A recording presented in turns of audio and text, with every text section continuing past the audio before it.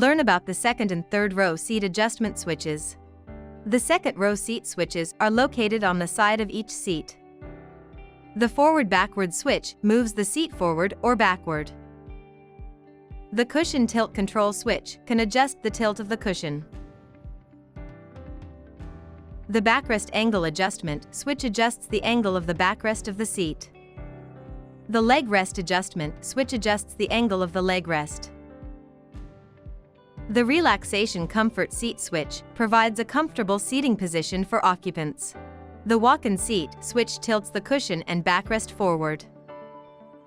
Using the backrest angle adjustment switch in the third row, move the backrest forward or backward by checking the arrow direction.